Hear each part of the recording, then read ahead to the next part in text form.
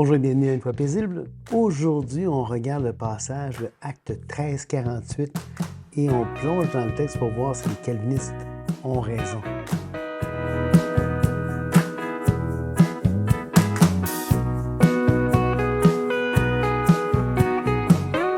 Bonjour, mon nom est Patrice Pétel. Aujourd'hui, on regarde Acte 13-48. On va étudier le passage, essayer de comprendre si oui ou non les calvinistes ont raison de prétendre que ce texte-là parle de l'élection éternelle et de la prédestination. Alors, regardons ça dès à présent.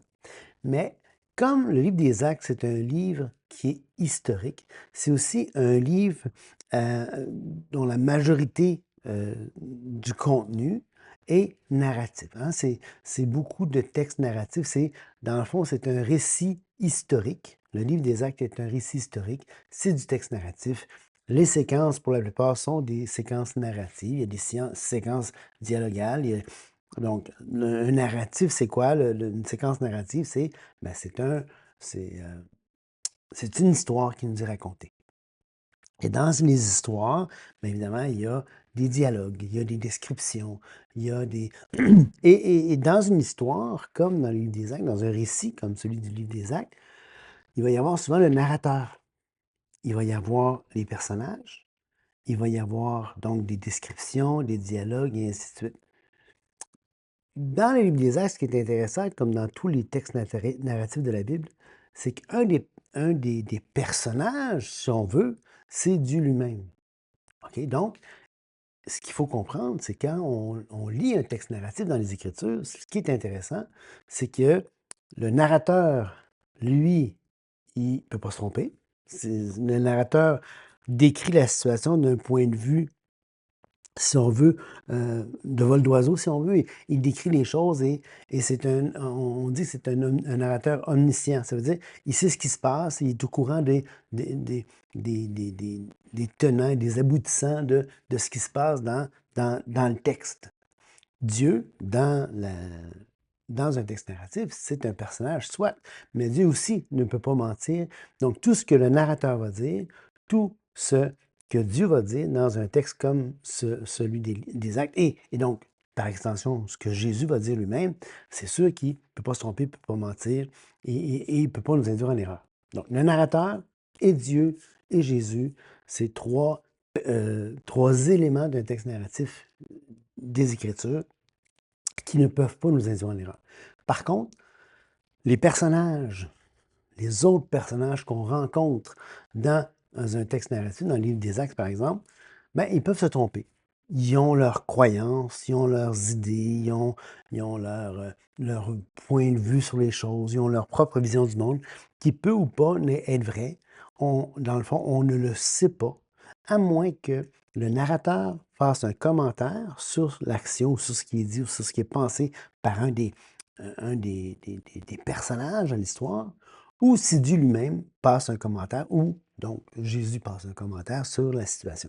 En dehors de ces cas-là, on ne peut jamais savoir si un des personnages peut nous induire en erreur ou pas. Évidemment, si le texte nous dit qu'il est rempli d'esprit et que ce qu'il dit est vrai, là, à ce moment-là, c'est le narrateur qui nous décrit qu'est-ce qu'il y en est. Donc là, on peut faire confiance, évidemment.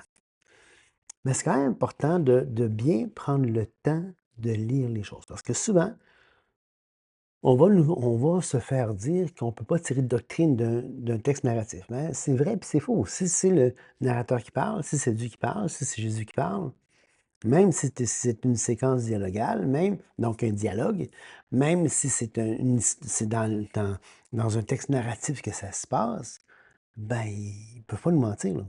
Donc, on peut tirer des leçons, on peut se tirer des enseignements de ces aspects-là dans un texte narratif. Évidemment, s'il y a des textes qui sont didactiques, donc comme dans les Épîtres, par exemple, quand ils enseignent des choses claires, mais là, il faut faire la part des choses. Comment est-ce qu'on va comprendre s'il y a ce qui nous apparaît être des incohérences? Ça veut dire, si quelque chose semble être mis en contraste avec quelque chose d'autre, puis on ne voit pas comment on peut réconcilier les deux éléments, mais là, c'est à nous de travailler et d'aller plus loin. Essayer de comprendre si dans le texte narratif, s'il n'y avait pas quelque chose de ponctuel. Dieu passe un commentaire, mais c'est ponctuel pour cette fois-là. Par exemple, dans le livre des Actes, Pierre va être délivré, Jacques va se faire exécuter, hein, au début du livre des Actes. Donc, Dieu ne va pas toujours agir de la même façon. Donc, Dieu peut agir individuellement avec des individus. Il va faire en sorte que des anges, ben, ils font sortir Pierre de la prison avec des façons tout à fait extraordinaires qu'on voit la situation se passer. Mais on ne peut pas s'attendre que tout le temps ça se passe de même parce que c'est une situation qui est quand même historique. On ne peut pas tirer des enseignements universels à partir des événements historiques qui se passent, à moins que le narrateur, Dieu, Jésus, fasse des enseignements qui sont à teneur ou à portée qui nous semblent être universels. Et jusqu'à preuve du contraire, ben, à ce moment-là, on peut les prendre tentativement peut-être comme étant universels. Vous comprenez? Pour vraiment prendre le temps de s'assurer de ne pas prendre nos idées, hein, pas prendre nos désirs pour des réalités. Le texte de la Bible, ça se lit, ça s'étudie, ça se comprend. Et c'est pas difficile à comprendre, mais il faut bien distinguer les choses quand on lit les Écritures. Et là, quand on arrive dans Acte 13, qu'est-ce qu'il faut comprendre? C'est que là, il y a une grosse partie du livre des Actes qui s'est faite. Et là, il y a comme une transition. Une transition parce qu'il y a comme deux apôtres principaux, deux personnages principaux dans le livre des Actes. Évidemment, à part Dieu, à part le Saint-Esprit, à part les autres protagonistes qu'on retrouve. Il y a quand même deux personnages principaux qui nous sont présentés dans les des Actes. Et là, tu as l'apôtre Pierre et tu as l'apôtre Paul. Et là, ce qui se passe, c'est qu'au début, dans la première partie du livre des Actes, c'est surtout par rapport à Pierre. Dans la deuxième partie du livre des Actes, c'est surtout par rapport à Paul. Et là, avec la conversion de Paul, il y a eu l'exécution d'Étienne par la foule. Et là, Paul, qui s'appelait à ce moment-là Saul, participe à ça. Et là, il va se rendre à Damas, toujours pour persécuter les chrétiens. Il va avoir un événement assez traumatisant pour lui sur le chemin de Damas, tellement qu'il va se convertir à ce moment-là. Et là, donc là, on est au chapitre 9. Chapitre 9 qui est la conversion de Paul. Après ça, Paul commence à prêcher en synagogue, toujours au chapitre 9. Et il va s'échapper de Damas parce que les gens veulent sa vie. Il va se rendre à Jérusalem et ainsi de suite. Là, au chapitre 10, tu as la rencontre de Pierre avec Corneille. Et donc, tu as la vision de Pierre, tout ça. Parce que là, il y a comme un changement qui se passe. Il y a un bouleversement qui se passe au sein de l'Église primitive, là. Parce qu'au départ, l'Église, elle est juive. Les croyants sont des Juifs, sont des Hébreux, sont des gens qui ont placé leur confiance en Yahweh, le Dieu d'Israël. Mais là, il y a des païens qui commencent, des païens, donc des gentils, des non-juifs. C'est ça un païen, finalement, là. C'est un non-juif, quelqu'un qui n'est pas de descendance juive, c'est quelqu'un qui n'a pas une mère juive ou un père juif. Et là, donc, à partir du chapitre 10, il y a ce bouleversement qui va se produire, parce que là, les non-juifs commencent à rentrer dans l'Église avec Corneille.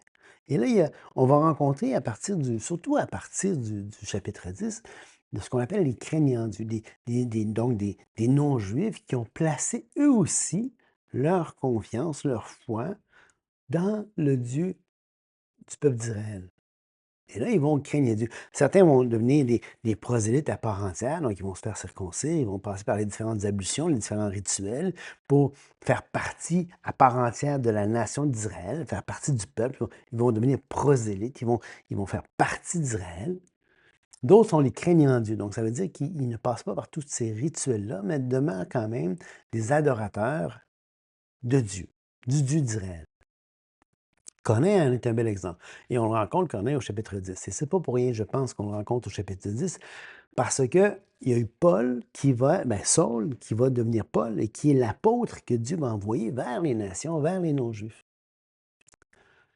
Donc, qui se convertit, chapitre 9, 10, Corneille se convertit, 11, Pierre va faire un compte-rendu de ce qui s'est passé à l'Église. Les gens sont un peu choqués de voir que des non-juifs commencent à rentrer dans l'Église. C'est quoi cette histoire-là? On se rappelle la vision de Pierre, cette nappe-là, et Dieu va lui dire, prends pas ce qui est impur quand je te dis c'est pur. Et là, là, à partir du verset 19 du chapitre 11, il y a l'église d'Antioche, Antioche en Syrie. On va dans notre histoire aujourd'hui, on va voir deux villes qui s'appellent Antioche, une qui est en Syrie, hein, puis une euh, qui est, ouais, c'est ça. Ah, puis j'ai eu un doute quelques instants. Donc, une qui est en Syrie, donc c'est la Syrie, c'est comme au nord du territoire d'Israël, hein, au nord un petit peu, il y a une petite ville là, qui s'appelle Antioche. Et Paul va partir de là, et c'est là que, dans le fond, quand Barnabas va aller chercher Paul, donc, parce que Barnabas, lui, est attaché avec l'église d'Antioche en Syrie, et Barnabas, qui nous est présenté comme un homme de bien, un gars assez impressionnant, Barnabas va se rendre à Tarse parce que, pour aller chercher Saul, donc, qui va devenir Paul, et l'ayant trouvé, donc là, on est au verset 26 du livre des Actes, hein, il va le ramener à Antioche. Et là, toute une situation va s'en suivre. Et c'est important, vous allez me dire, mais pourquoi tu prends le temps de tout nous expliquer ça? Mais parce qu'on est dans un récit historique. On est dans un récit historique, on est dans un texte narratif. Et pour comprendre les situations des textes narratifs, il faut être en mesure de comprendre le mouvement dans un texte narratif. Qu'est-ce qui se passe? C'est quoi le- le- le- l'histoire globale du récit, mais aussi qu'est-ce qui se passe au niveau des différentes scènes qu'on va comprendre. Alors, une scène, un peu comme on peut diviser un récit historique ou tout texte narratif, on peut le diviser en scènes. Une scène, c'est une suite d'actions, habituellement, qui est circonstanciée, un peu comme on voit une scène à la télé ou une scène à la télévision, une scène dans une pièce de théâtre. Une scène, ben, c'est tu as des personnages. Et quand l'action ou le dialogue se passe avec les mêmes 6 personnages dans un même contexte géographique, dans un même lieu, habituellement, on peut parler d'une scène. Et quand un personnage part, ou un personnage rentre, ou on change de lieu, ou on change de situation, bien là, on passe à la scène suivante, si on veut. OK, on se comprend un peu comme ça. Et là, dans le livre des Actes, il y a plusieurs scènes comme ça. Et là, au chapitre 11, on voit Paul, on voit Barnabas qui va chercher Saul, qui le ramène à Antioche de Syrie, toujours en Syrie. Là, Paul est tout nouveau, là, tout nouveau, tout beau, il est un croyant, ça semble bien aller. Les gens ont peur de lui un petit peu à cause de son historique d'avoir persécuté les chrétiens. Donc, c'est une situation qui est particulière. Donc, chapitre 12, Jacques va être tué, Pierre est emprisonné, il va être libéré par les anges, il va toutes sortes de choses. Et à la fin du chapitre 12, on termine par la mort de Hérode. Et là, au chapitre 13, on arrive au fameux chapitre 13, qui va être le sujet de notre épisode d'aujourd'hui.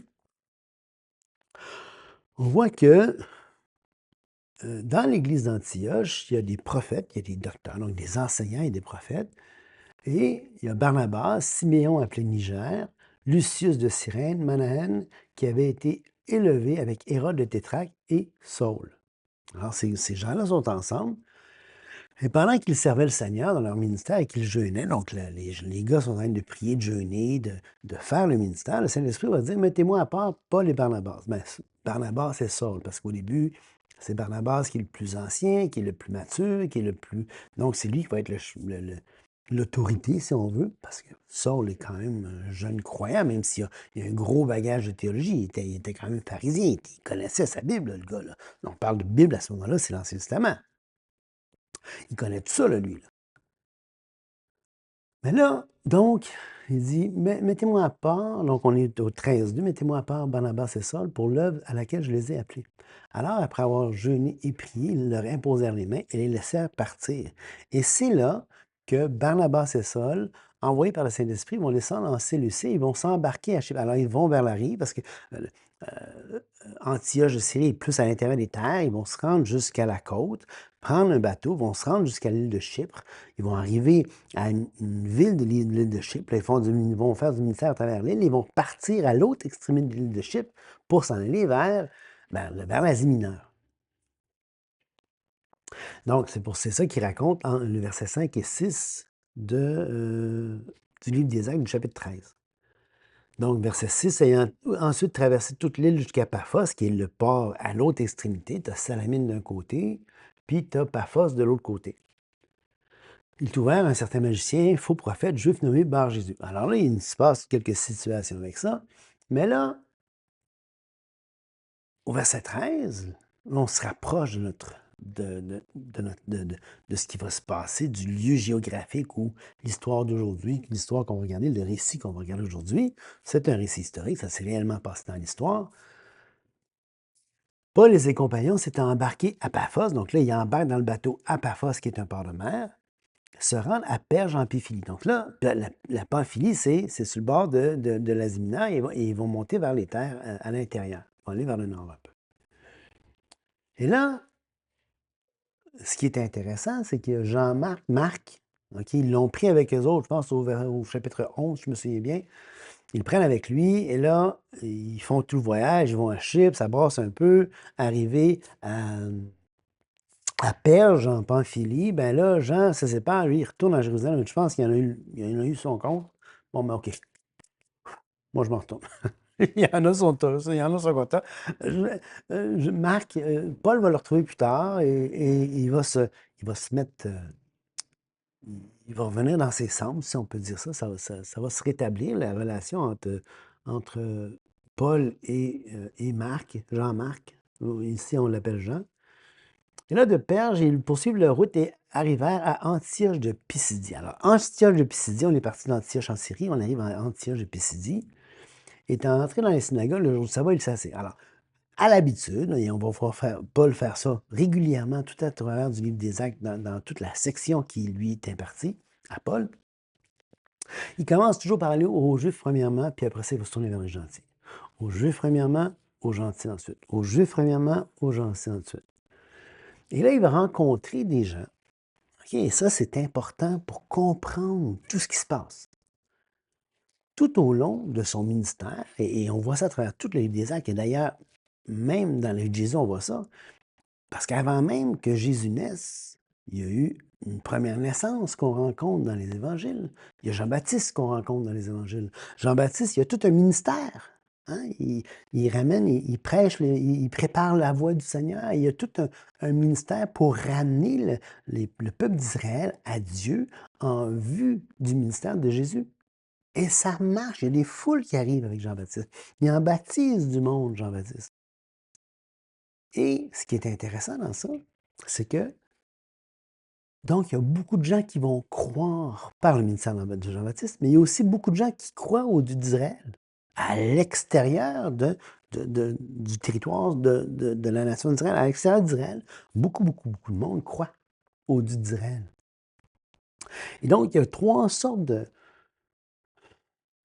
monde qu'on va rencontrer dans tout ça. On va rencontrer des non-croyants, juifs ou non-juifs. On va les mettre comme un peu ensemble, même s'il y a une petite distinction entre les juifs et les non-juifs. On va, on va rencontrer donc des croyants. On va dire quatre groupes de personnes. Des juifs non-croyants, des non-juifs non-croyants. On va rencontrer des juifs croyants. Donc, croyants, pourquoi? Parce que c'est des gens qui sont fidèles, des gens qui craignent l'Éternel, des gens qui marchent fidèlement selon ce que les Écritures enseignent. Et on va rencontrer aussi des craignants Dieu. Ce que je vous ai parlé tout à l'heure, ces gens-là qui ne se sont pas, qui sont pas devenus des prosélytes à proprement parler, qui ne sont pas rentrés, si on veut, pas tous les rituels pour devenir membre d'Israël à part entière, mais c'est des gens qui craignent Dieu, un peu comme on l'a rencontré avec Corneille. Et là, ici, au chapitre 13, au début du chapitre 13, au début, au verset 14, mettons, 15, on voit que Paul rentre dans une synagogue et là, il va commencer à prêcher. Et c'était l'habitude, quand il y a quelqu'un, un rabbin qui rentrait d'ailleurs, parce que Paul, il a toute sa prestance, du coup, c'est un pharisien, là, il a toute la prestance d'un pharisien, il a probablement des vêtements ou des choses qui sont typiques dans la culture là, de ce temps-là. OK? Puis c'est clair que c'est un érudit. Donc, après la lecture de la loi et les prophètes, les chefs de la synagogue leur envoyèrent dire: Hommes, frères, si vous avez quelques exhortations à adresser au peuple, parlez. D'ailleurs, Barnabas, lui aussi, c'est un lévite. Donc, Barnabas, qui est un lévite, Paul, qui est un pharisien, les deux gars, ils ont de la prestance. Ce n'est pas des n'importe qui. OK? Et là, on leur dit: Ça vous tente-tu de partager quelque chose? Paul se leva et ayant fait signe de la main, il dit: Hommes israélites, et vous qui craignez Dieu, écoutez. Alors là, il va parler à deux groupes de personnes. Il va parler aux hommes israélites, il va parler aux craignants Dieu.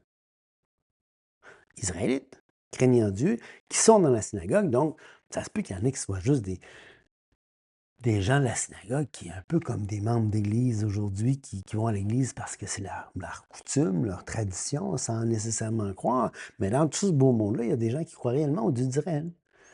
Et là, Paul va vraiment faire un grand discours. Et ce qui est intéressant dans ça, on va arriver donc au verset 43.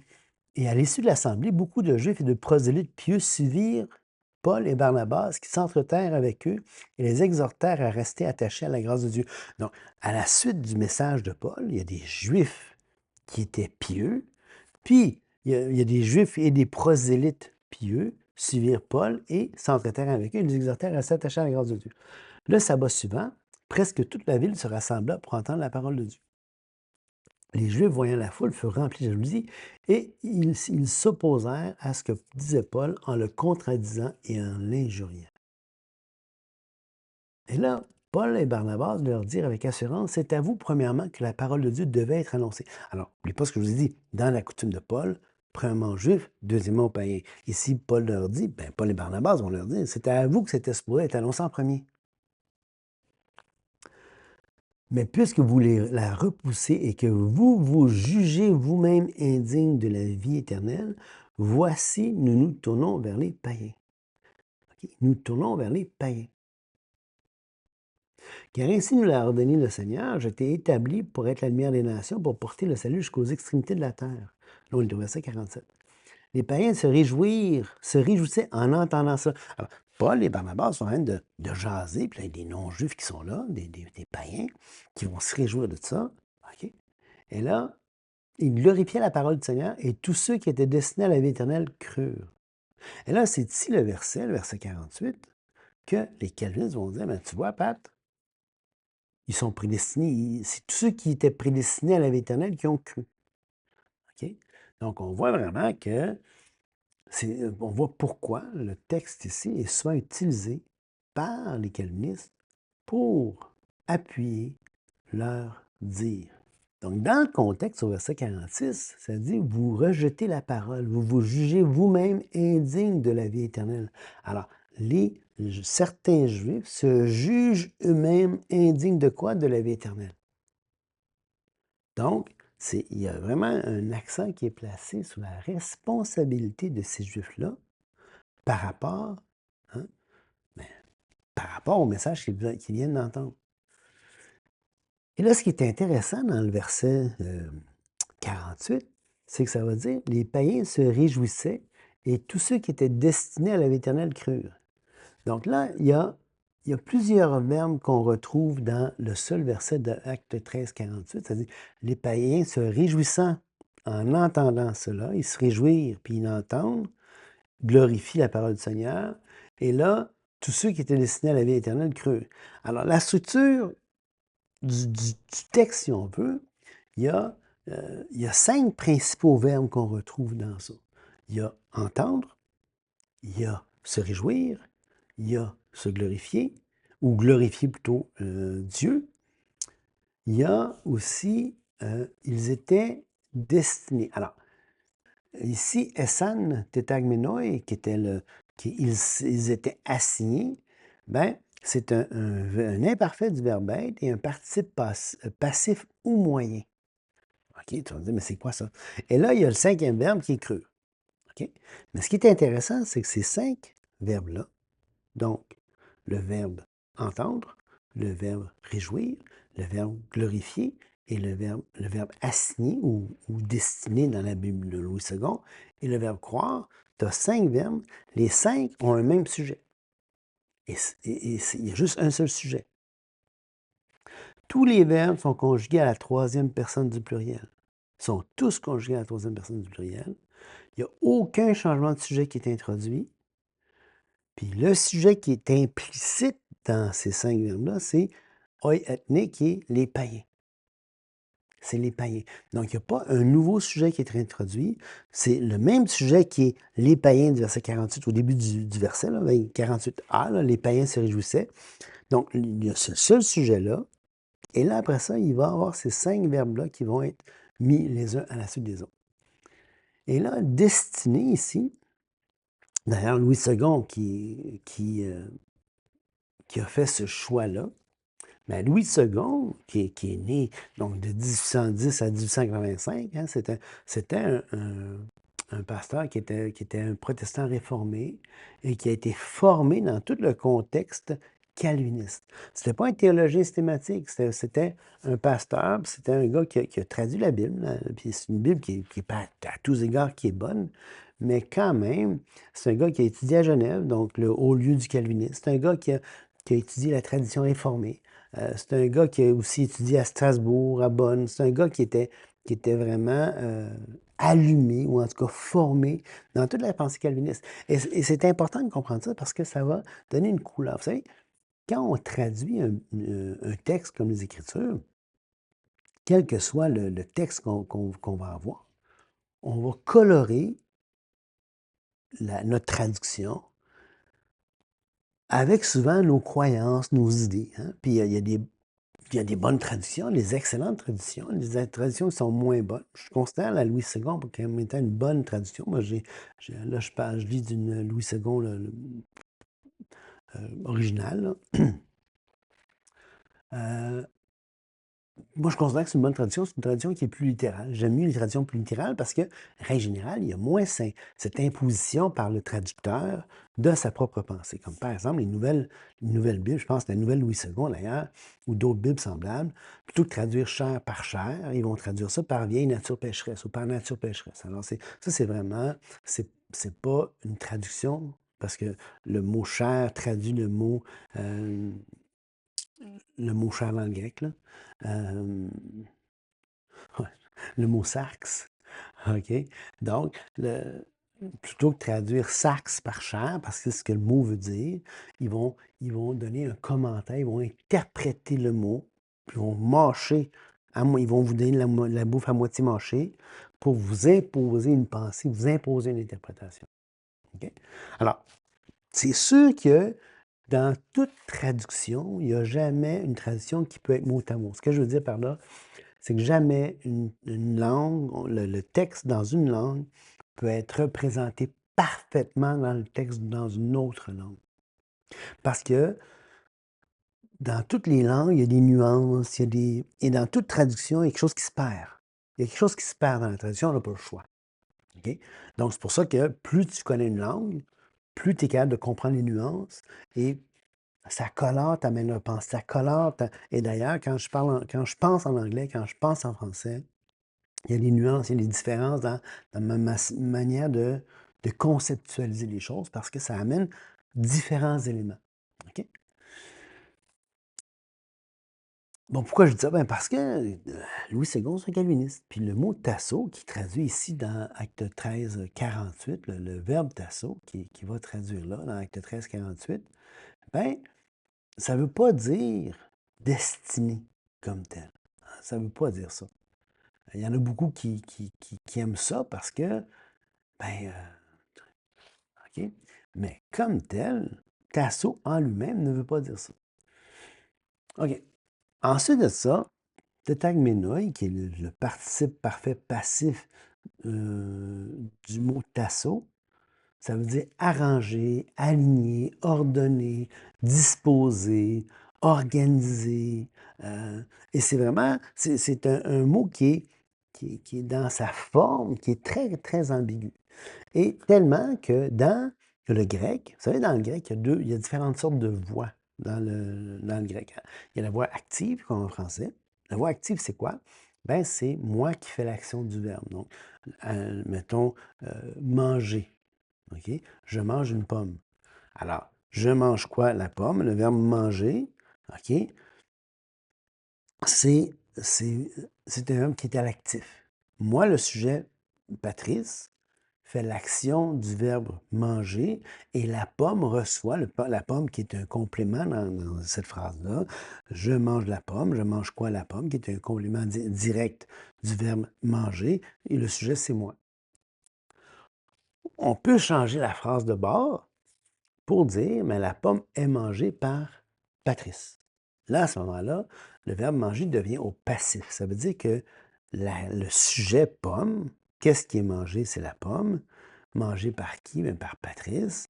Mais là, c'est Patrice qui est l'actant dans ça. La pomme, elle est passive dans ça. Elle se fait bouffer par Patrice.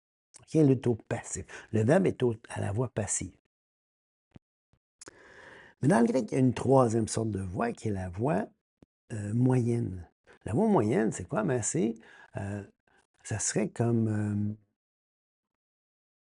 en français, on traduit ça souvent par le réflexif. Le réflexif, c'est quoi? Mettons que si je dis je gratte mon chien, ben là, c'est moi, Patrice, qui gratte mon chien. Parce que je vois que ça y pique, ou son oreille pique, puis tout ça, puis qu'elle veut frotter, puis ben, je la gratte, puis ça lui fait du bien.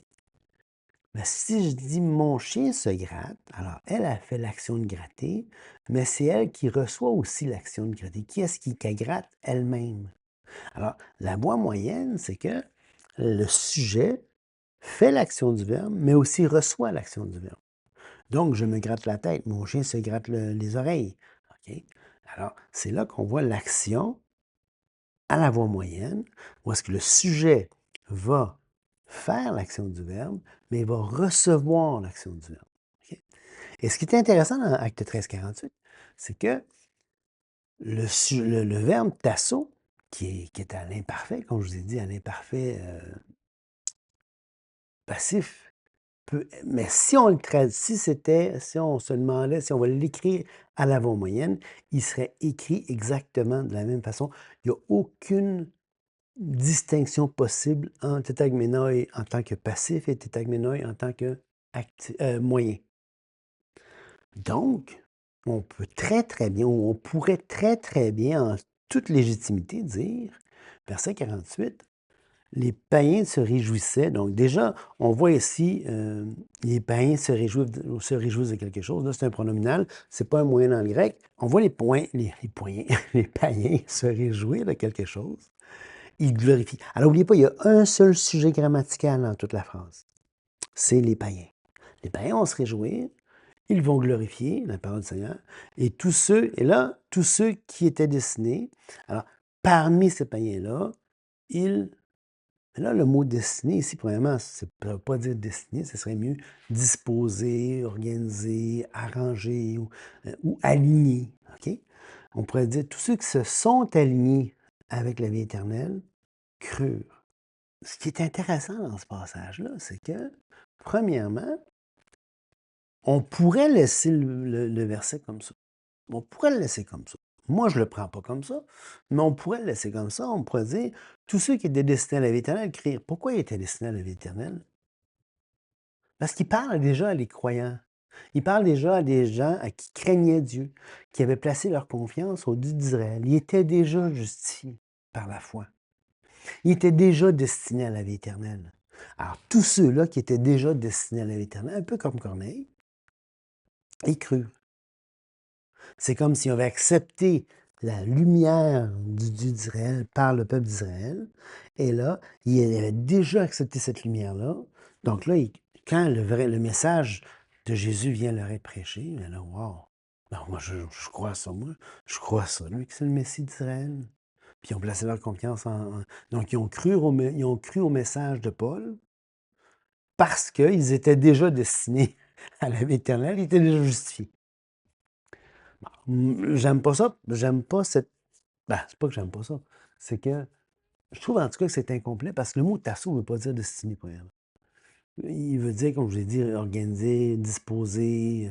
C'est souvent utilisé pour quelque chose qui est bien rangé ou quand Dieu va dire j'ai établi des autorités. J'ai comme organisé les autorités.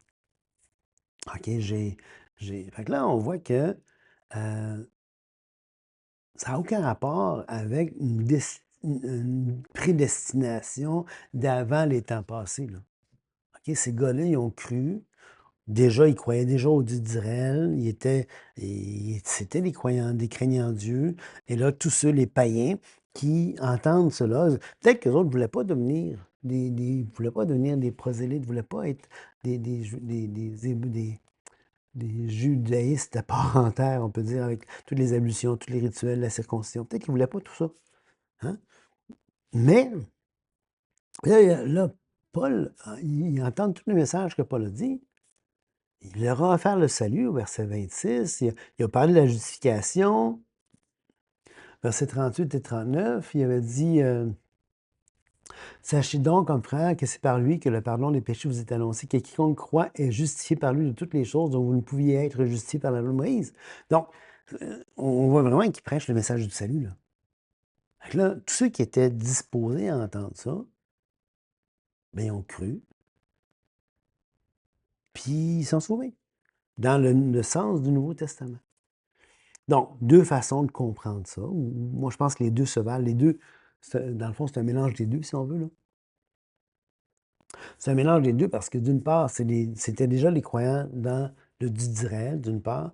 Deuxièmement, ils étaient déjà disposés vers la vie éternelle à cause qui avaient placé leur confiance en Dieu, à Yahweh. Et donc, ils étaient, pour ainsi dire, destinés à la vie éternelle.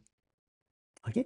Donc, ça n'a rien à voir avec une destinée d'avant tous les temps par rapport à tout ça.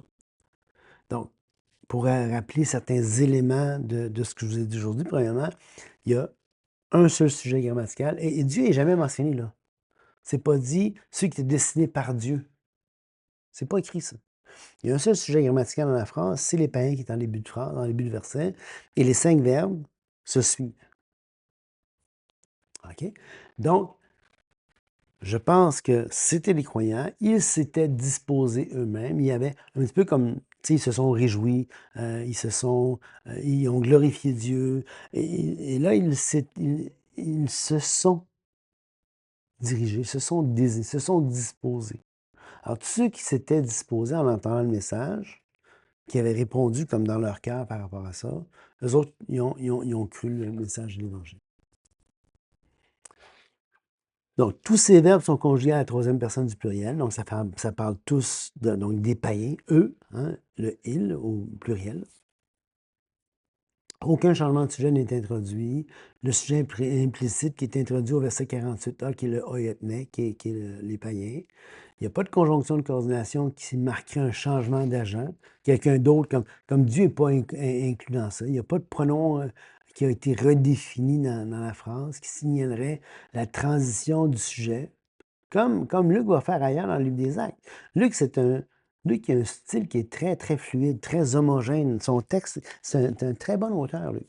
Et en tant qu'auteur, il y a toujours une suite qui est très logique, une suite narrative très logique, très fluide. Et c'est un gars qui est très rigoureux. C'est un médecin, c'est un gars qui était très rigoureux. Sa syntaxe est très rigoureuse d'habitude. Et lorsqu'il change du sujet, il va l'introduire. Il va clairement l'introduire. On voit ça dans l'acte 2, 47, on voit ça ailleurs. On voit quand il va dire le Seigneur va faire telle affaire. Il va le dire quand c'est le Seigneur. Mais dans Acte 13, 48, on ne le voit pas, Dieu. Dieu n'est pas mentionné nulle part dans ça. Et il faut comme l'imposer au texte pour avoir cette lecture calviniste-là. OK? Donc, en plus, l'auteur va faire un parallèle entre les Juifs, qui eux autres se sont jugés indignes, hein, de la vie éternelle, et les païens, eux autres, se sont disposés à la vie éternelle. Donc, les uns se trouvent indignes, les autres se disposent, se rangent à la vie éternelle en croyant. OK? Donc, on voit vraiment que... Et puis, si vous voulez avoir d'autres idées de l'utilisation de Tasso, on voit dans Matthieu 28, 16, je vais tourner là, Matthieu 28, 16, d'autres exemples de Tasso, là, pour vous dire que ça ne veut pas dire destiné. Là. 28, 16, ça dit, les 11 disciples allèrent en Galilée sur la montagne que Jésus leur avait désignée. Jésus a dit, allez dans cette montagne-là, je vous désigne. Il leur avait montré, il leur avait dit, allez là. OK? C'est pas une destinée, ça. Là. Il va juste dire, on se rencontre là-bas. Dans Acte 28, 23, Acte 28, 23, ils lui fixèrent un jour et plusieurs vinrent le trouver dans son logis. Ils prennent rendez-vous. OK? Ils organisent un rendez-vous. Tasso. OK? Stéphanas, dans 1 Corinthiens 16, 15, il s'est dévoué lui-même. Hein, il était dévoué à sa communauté. Dans 1 Corinthiens 16, 15. dans Romains 13:1, ben, les autorités qui ont été ordonnées par Dieu. Donc, aucun agent divin est mentionné en Acte 13:48. Le sujet est implicite, c'est les païens qui sont mentionnés en début de verset. Le verbe qui suit, epistetsan, il creux, est actif. Et donc, ça parle d'une voix qui est personnelle. C'est une foi qui c'est pas quelque chose ils sont pas transformés, ils sont pas régénérés avant de croire comme le voudrait la pensée calviniste. OK? Donc, les objections possibles qu'on pourrait vous dire, ben, c'est un verbe passif, c'est Dieu qui est l'agent. Ben, la réponse, c'est que Dieu n'est pas nommé dans le verset. Dieu n'est pas mentionné dans le verset. Aucun agent n'est mentionné. Ça fait beaucoup plus de sens que c'est un verbe qui est à la voix moyenne parce qu'il y a un seul sujet pour les 5 verbes. Euh, Peut-être qu'ils vont vous dire Paul enseigne la prédestination ailleurs. Ben, peut-être, mais Acte est un récit historique, puis c'est pas une exposition systématique. Si vous voulez voir comment je parle de la prédestination ailleurs, vous pouvez toujours aller voir la carte ici en haut, où est-ce que je vais vous pointer vers de mes épisodes qui parlent de ça. Vous allez pouvoir voir qu'est-ce qu'il y en a. Donc, c'est des gens qui s'étaient disposés même par leur recherche, en écoutant la parole, en la foi, bien ce que j'entends, mais de la parole de Dieu. Ils ont comme acquiescé, ils ont dit oui à ce qu'ils ont entendu, puis ils ont placé leur confiance en Jésus-Christ seul pour la vie éternelle, parce qu'ils ont écouté, parce qu'ils se sont alignés avec ce qu'ils ont entendu, parce que Dieu, par l'entremise des apôtres, leur ont offert la vie éternelle. Ils ont répondu positivement. Et une chose est claire, c'est que nulle part le texte affirme qu'ils ont été prédestinés de la façon que les calvinistes disent qu'ils l'ont été. Alors là-dessus, je vous laisse là-dessus. Que Dieu vous bénisse. Passez une excellente journée.